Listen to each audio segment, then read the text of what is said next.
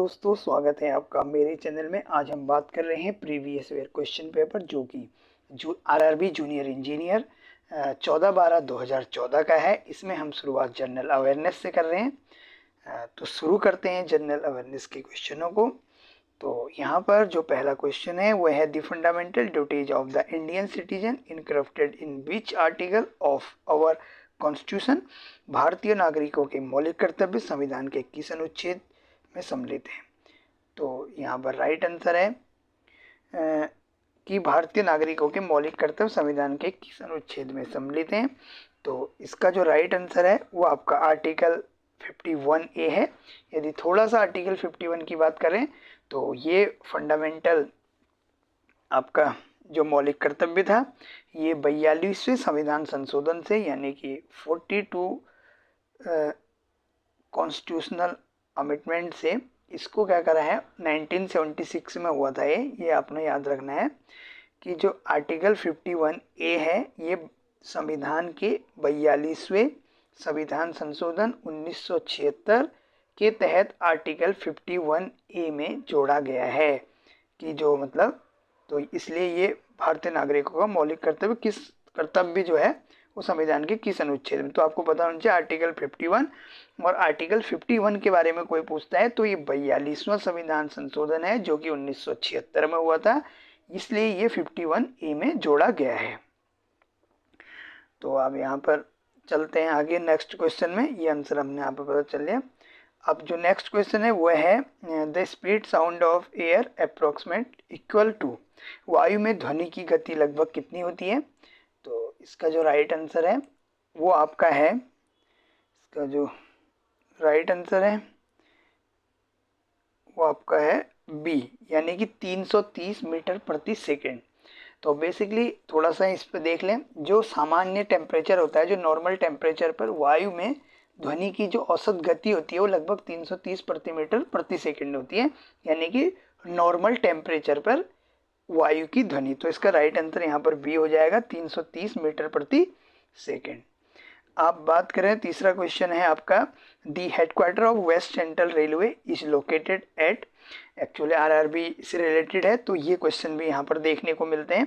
पश्चिमी मध्य रेलवे का मुख्यालय कहाँ स्थित है। तो इसका जो राइट आंसर है आपका वो आपका इसका जो राइट आंसर है वो आपका है ए यानी कि जबलपुर। बेसिकली मतलब वेस्ट सेंट्रल रेलवे का जो मुख्यालय है वो मध्य प्रदेश के जबलपुर में स्थित है। आगे चलते हैं। A file which contains and transit data to be proceed in combination with a master file is a called. वह फाइल जिसमें अस्थायी डेटा होता है जिसे मास्टर फाइल के साथ प्रोसेस किया जाता है क्या कहलाता है। तो इसका जो राइट आंसर है आपका, इसका राइट आंसर आपका डी है यानी कि ट्रांजैक्शन फाइल, लेन देन फाइल कहते हैं इसको, ट्रांजिशन फाइल है ये। अब इसको बात करें, बेसिकली क्या होता है जो भी आपकी ट्रांजैक्शन जो फाइल होती है ये स्थायी डेटा रखती है जिसे मास्टर फाइल के साथ अपडेट करने हेतु उपयोग किया जाता है। तो आपको ये पता होना चाहिए कि वो फाइल जिसमें अस्थायी डेटा होता है जिसे मास्टर फाइल के साथ प्रोसेस किया जाता है उसे हम ट्रांजैक्शन फाइल यानी कि लेन देन फाइल कहते हैं। बेसिकली जो ट्रांजैक्शन फाइल है वो अस्थायी डेटा रखती है जिसे मास्टर फाइल के साथ अपडेट करने हेतु उपयोग किया जाता है। तो यहाँ पर राइट आंसर इसका आपका डी हो जाता है। अब चलते हैं अगले क्वेश्चन में। 5 क्वेश्चन है। कंपाइलर और इंटरप्रेटर निम्नलिखित में से किसके उदाहरण हैं। तो इसका जो राइट आंसर है आपका वो यहाँ पर राइट आंसर हो जाएगा। यदि हम बात करें तो इसका जो राइट आंसर है 5वें का वो है सिस्टम सॉफ्टवेयर, यानी कि राइट आंसर इसका ए है।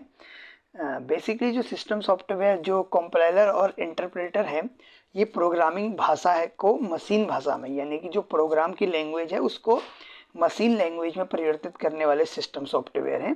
ठीक है, तो ये आपको याद रखना है क्योंकि ये कंप्यूटर से रिलेटेड क्वेश्चन है। तो इसका राइट आंसर 5वें का सिस्टम सॉफ्टवेयर है। और सिस्टम सॉफ्टवेयर क्या होता है, सिस्टम सॉफ्टवेयर में 2 चीज़ जो होती हैं, आपका कंपाइलर और आपका जो इंटरप्रेटर है। ये प्रोग्रामिंग भाषा है जो कि मशीन भाषा को परिवर्तित करने के लिए उपयोग में करने वाले सॉफ्टवेयरों में सिस्टम सॉफ्टवेयर में इस्तेमाल किया जाता है। अगला क्वेश्चन देखते हैं।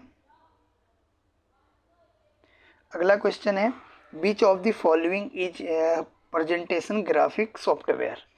अभी पूछ रहा है कि जो आपका निम्नलिखित में कौन सा प्रस्तुति यानी कि प्रेजेंटेशन सॉफ्टवेयर है। तो यहाँ पर ऑप्शन है MS विंडो है, MS वर्ड है, MS एक्सेल है, MS पावर पॉइंट है। तो काफ़ी आसान सवाल है ये। इसका राइट आंसर आपका डी है, यानी कि MS पावर पॉइंट, जो कि प्रेजेंटेशन बनाने के लिए उपयोग में लाया जाता है। ये लगभग ये बहुत आसान क्वेश्चन है। अब चलते हैं आगे। 7वां क्वेश्चन है निम्न which of the following in biodegradable pollutant, यानी कि निम्न में से कौन सा प्रदूषक जैव अपघटनीय है। तो यहाँ पर इसका राइट आंसर हो जाएगा आपका, इसका जो राइट आंसर है वो है आपका कॉटन क्लॉथ, यानी कि सी यहाँ पर राइट आंसर है, जो कि जैव अपघटनीय है। यानी कि कहने का मतलब जो सूती कपड़ा है ये प्राकृतिक पदार्थ है, यानी कि नेचुरल पदार्थ है जो सूक्ष्म जीवों द्वारा विघटित किया जा सकता है। जबकि DDT आपका BHC और जो आपका मरकरी नॉन बायोडिग्रेडेबल प्रदूषक है, इसे हम जैव अपघटनीय मतलब यानी कि इस प्रदूषक को हम बायोडिग्रेडेबल की श्रेणी में नहीं रख सकते। तो इसका राइट आंसर आपका सी ऑप्शन है, यानी कि कॉटन क्लॉथ। अब 8वां क्वेश्चन है ट्रांसफार्मर की जो कोर की परतदार यानी कि लैमिनेटेड बनाया जाता है ताकि, अब ये थोड़ा क्वेश्चन जनरल अवेयरनेस से रिलेटेड भी है। बेसिकली ये फिजिक्स वगैरह में जो आपका ट्रांसफार्मर, ये इलेक्ट्रिकल पॉइंट ऑफ व्यू से भी, लेकिन ये जनरल अवेयरनेस का बन जाता है। यानी कि जो ट्रांसफार्मर होती है उसमें जो कोर होती है उनको लैमिनेटेड बनाया जाता है। किस लिए बनाया जाता है। तो इसका जो राइट आंसर है आपका, इसका जो राइट आंसर है वो आपका हो जाएगा ए, यानी कि मिनिमाइज एडी करंट लॉस, यानी कि जो भंवर धाराएं होने को, भंवर धारा हानि को कम किया जा सकता है। ये है हमारा, यदि कोई पूछता है कि जो ट्रांसफार्मर में है उसमें जो लेमिनेट किया जाता है, जो कोर होती है उसको लेमिनेट किया जाता है, उसका कारण क्या है। तो मिनिमाइज एडी करंट लॉस, यानी कि भंवर धारा हानि को कम किया जा सकता है। तो इसका राइट आंसर ए है। बात करते हैं 9वें क्वेश्चन की। तो which of the following is not a noble gas, यानी कि निम्नलिखित में से कौन सी नोबल गैस नहीं है। तो इसका राइट आंसर आपका है, इसका राइट आंसर हो जाएगा, इसका राइट आंसर बी है, यानी कि ब्रोमीन जो है वो एक नोबल गैस नहीं है।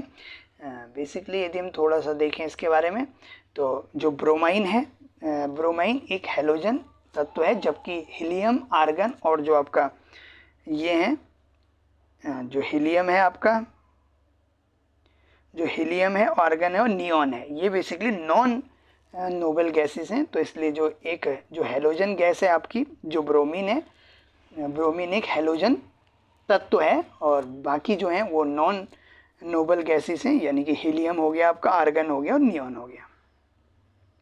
नेक्स्ट क्वेश्चन है एक परमाणु का नाभिक सामान्य तो किन से बना होता है। जो परमाणु का नाभिक है, the nuclear of an atom generally contain, यानी कि बेसिकली जो आपके परमाणु नाभिक हैं उसमें दो चीज़ें होती हैं, एक होता है प्रोटॉन, एक होता है न्यूट्रॉन। तो इसका यहाँ पर राइट आंसर आपका, इसका जो राइट आंसर है वो ए हो जाएगा, यानी कि प्रोटॉन और न्यूट्रॉन।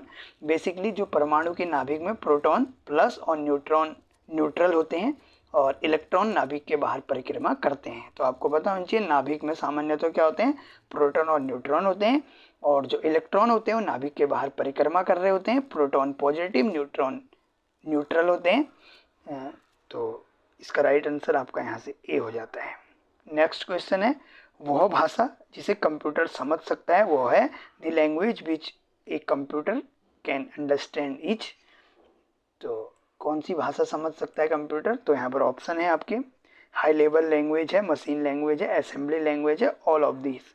तो इसका जो राइट आंसर है वो आपका है मशीन लैंग्वेज, यानी कि ऑप्शन बी यहाँ पर इसका राइट आंसर हो जाएगा। बेसिकली थोड़ा सा और यहाँ पर थोड़ा और समझ लें, जो कंप्यूटर होता है उसमें केवल बाइनरी जीरो और एक रूप में दी गई मशीन भाषा को ही समझ सकता है, यानी कि बाइनरी भाषा को समझता है, इसलिए बाइनरी भाषा 0 से 1 के रूप में होती है और इसे मशीन लैंग्वेज कहते हैं। तो 11वें का राइट आंसर आपका बी हो गया, यानी कि मशीन लैंग्वेज। बात करते हैं नेक्स्ट क्वेश्चन। इंसुलिन हार्मोन का स्राव किस ग्रंथि से होता है? तो जो इंसुलिन होती है, आपने देखा होगा कि जो शुगर वगैरह होती है वो इंसुलिन से होता है, मतलब कंट्रोल करना होता है इंसुलिन को। तो ये जो ग्रंथि द्वारा स्राव होता है इसे कहते हैं पेनक्रियाज, यानी कि इसको हिंदी में अग्नाशय कहते हैं। तो राइट आंसर इसका यहाँ पर डी हो जाएगा। बेसिकली थोड़ा देख लें कि जो इंसुलिन जो हार्मोन है वो अग्नाशय यानी कि पेनक्रियाज की B sales islets of Langerhans द्वारा स्रावित होता है, यानी कि बीटा सेल्स है ये। तो यदि आपको कोई बोलता है कि इंसुलिन हार्मोन का जो स्राव है वो किस ग्रंथि से होता है, तो बेसिकली पेनक्रियाज से होता है, और ये बीटा सेल्स हैं जो आइसलेट्स ऑफ लैंगरहंस द्वारा स्रावित होते हैं। तो ये है इसका। इसके बाद नेक्स्ट क्वेश्चन की बात करें तो Jama Masjid at Delhi was built by, यानी कि दिल्ली की जामा मस्जिद का निर्माण किसने कराया था? तो दिल्ली की जो जामा मस्जिद है उसका जो निर्माण है वो आपके शाहजहां ने करवाया था, यानी कि राइट आंसर आपका सी हो जाएगा। शाहजहां 1650 से 1656, यानी कि 1650 से 1656 तक के बीच में जामा मस्जिद का निर्माण इन्होंने आपका दिल्ली में करवाया था। तो ये आपका राइट आंसर यहाँ पर सी हो जाएगा। राइट आंसर आपका यहाँ पर सी हो जाएगा। आगे चलते हैं नेक्स्ट क्वेश्चन, यानी कि कह रहा है which one of the following is also known as a red planet, यानी कि निम्न में से कौन सा ग्रह लाल ग्रह कहलाया जाता है? तो इसका राइट आंसर जो है वो आपका है, राइट आंसर डी है, यानी कि मंगल को कहते हैं।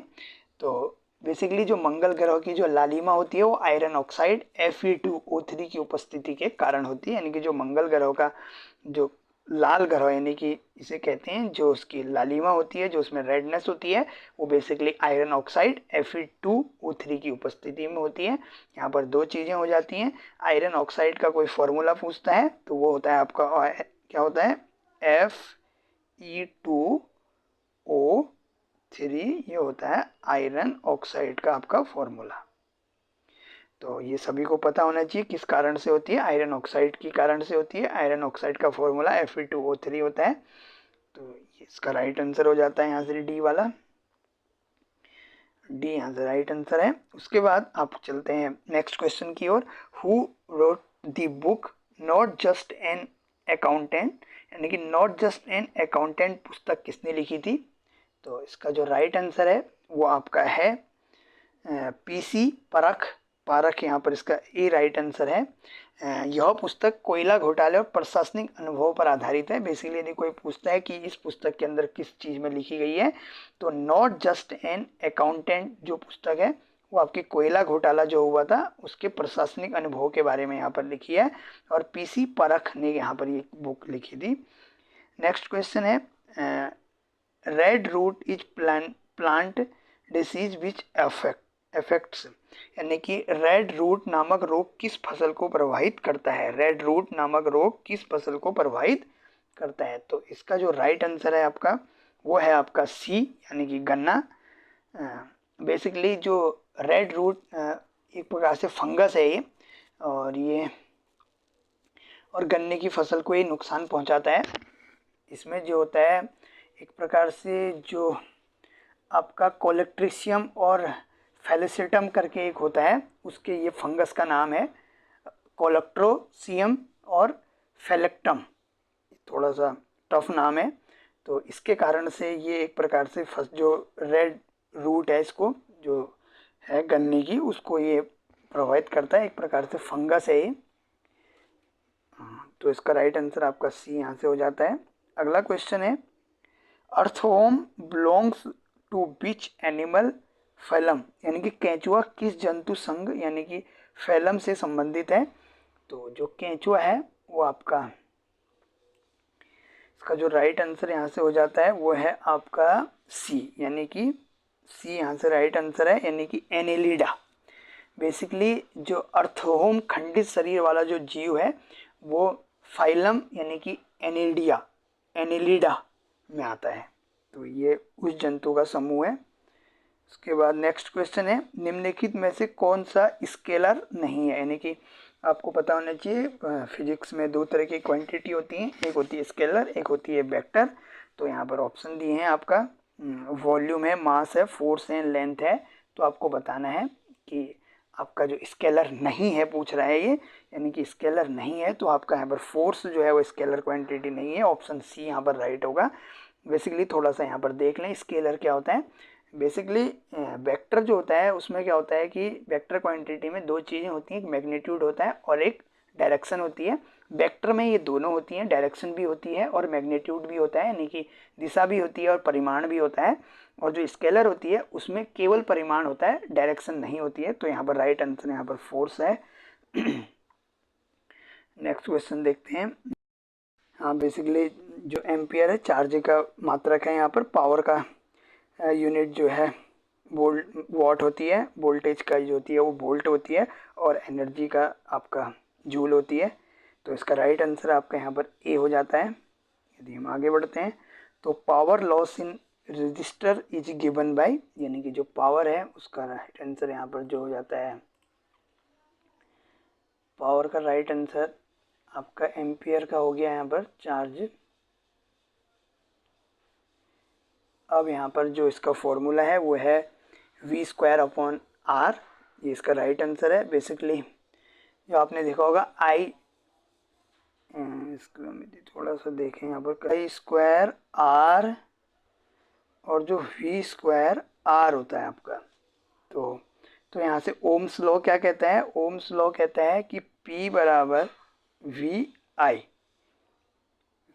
और यहीं से हो जाता है आपका I²/r बराबर v²/r। तो इसका राइट आंसर जो हो जाता है वो आपका ए हो जाता है। तो ये था I²/r, तो v² जो r है तो राइट आंसर है।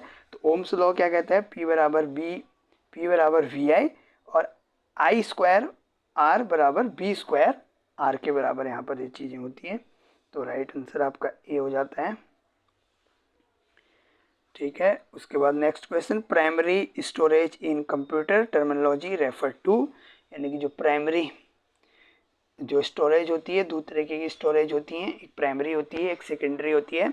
तो इसमें जो राइट आंसर है वो है आपका बी, यानी कि राइट आंसर आपका है बी, यानी कि रैंडम एक्सेस मेमोरी कहते हैं। रैम जो होती है उसको प्राइमरी स्टोरेज कहा जाता है।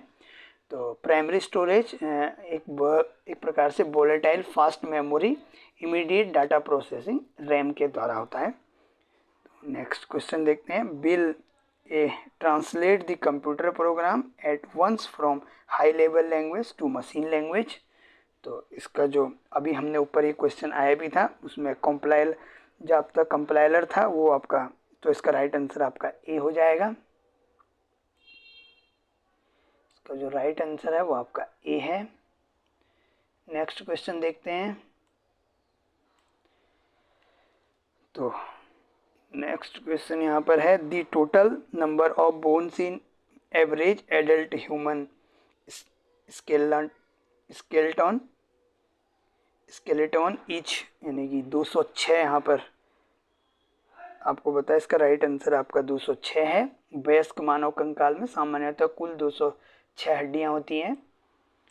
उसके बाद आपका राइट आंसर आपका नेक्स्ट क्वेश्चन है कि what has its maximum density H, यानी कि जो इसमें जो मैक्सिमम डेंसिटी होती है वो होती है 4 डिग्री सेंटीग्रेड पे, 4 डिग्री सेंटीग्रेड, क्योंकि जल का जो अधिकतम घनत्व लगभग 4 डिग्री सेंटीग्रेड पर होता है। तो वाटर का जो पूछ रहा है कि इट्स मैक्सिमम डेंसिटी, तो 4 डिग्री सेंटीग्रेड पर होता है। ये इसका राइट आंसर है। उसके बाद है आपका what is the general formula of alkaline. तो एल्कलाइन का जनरल जो फार्मूला है वो आपकी हम बात करें तो वो होता है आपका, ये ऑप्शन सी है इसका, CH2n+2, यानी कि CH2n+2 जो एल्कलाइन है उसका फॉर्मूला है। नेक्स्ट क्वेश्चन देखते हैं। नेक्स्ट क्वेश्चन है यहाँ से, Gautam Buddha delivered is first sermons at, यानी कि जो गौतम बुद्ध हैं उन्हें कहाँ पर उन्होंने अपना पहला उपदेश दिया था। तो वो दिया था आपका सारनाथ में। तो राइट आंसर आपका यहाँ पर हो जाएगा बी। बुद्ध ने अपना पहला उपदेश सारनाथ में दिया था। तो first sermon at Deer Park Sarnath, तो इसका जो पूरा जो एक प्रकार से कहाँ पर दिया था, तो first sermon at Deer Park Sarnath में एक जगह है वहाँ पर दिया था। तो नेक्स्ट क्वेश्चन देखते हैं। The quit India movement was launched in the year, जो क्विट इंडिया मूवमेंट है, तो क्विट इंडिया मूवमेंट की बात करें तो ये 1942 में हुआ था। इनकी ऑप्शन सी है। महात्मा गांधी ने 1942 में क्विट इंडिया मूवमेंट शुरू किया था, यानी कि भारत छोड़ो आंदोलन।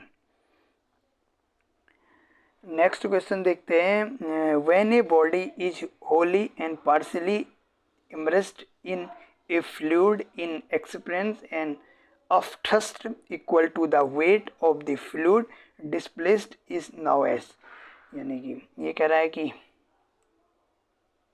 तो आपका ये है आपका आर्किमिडीज का सिद्धांत। ये हमने पिछली कक्षाओं में 10th वगैरह में भी पढ़ा होगा। तो इसका राइट आंसर यहाँ आपका बी हो गया। नेक्स्ट चलते हैं। Disinfection is drinking water is done to remove, यानी कि आपका जो इन्फेक्शन वगैरह जो होता है, डिसइंफेक्शन वगैरह drinking water is done by remove जो किया जाता है, तो उसमें से किया जाता है। इसका राइट आंसर आपका बी होता है, बैक्टीरियाज को करने में। Next question. The United nation day UN day is celebrate every year on, तो यहाँ पर इसका जो राइट आंसर है वो है आपका अक्टूबर 24, यानी कि जो UN डे है अक्टूबर 24 अक्टूबर 24, यदि मैं थोड़ा सा सही हूँ, यदि मैं समझ पा रहा हूँ, तो इसकी जो स्थापना हुई थी वो 24 अक्टूबर 1945 में हुई थी। यदि UN की बात है तो 24 अक्टूबर इसका राइट आंसर होगा। एक बार आप इसको चेक भी कर सकते हैं। Pollutant responsible for ozone hole, यानी कि जो ओजोन परत है उससे रिलेटेड जो पॉल्यूट है वो है, उसे कहते हैं आपका CFC। इसका राइट आंसर आपका, तो इसका मतलब है क्लोरोफ्लोरो कार्बन्स, यानी कि CFC ओजोन लेयर डिस्ट्रॉय करते हैं, तो इसलिए ये इसका राइट आंसर हो जाएगा CFC। व्हाट रोट इंडिका, यानी कि जो इंडिका जो पुस्तक है वो किसने लिखी है, जो इंडिका पुस्तक है वो मेगास्थनीज ने लिखी है। ऑप्शन डी हो जाएगा यहाँ पर। उसके बाद प्राचीन भारत में इंडिका लिखा है इन्होंने।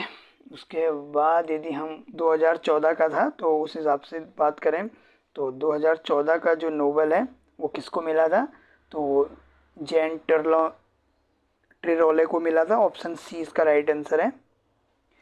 उसके बाद देखते हैं द सर्वेंट, इकोनॉमिक्स के लिए इनको ये नोबेल मिला था 2014 में। The servants of India society was founded by, तो ये किया था, इसका राइट आंसर है बी, यानी कि GK गोखले ने, गोपाल कृष्ण गोखले ने इसका किया था, यानी कि सर्वेंट्स ऑफ इंडिया सोसाइटी नामक स्थापित किया था 1905 में। इसका जो ईयर है 1905 में किया था गोपाल कृष्ण गोखले ने। अगला क्वेश्चन है आपका, बात करें eligibility age for president of India, यानी कि भारत के राष्ट्रपति के लिए एज कितनी होनी चाहिए। हमने अपना राष्ट्रपति वाला एक वीडियो डाला हुआ है, उसमें पूरी डिटेल भी है।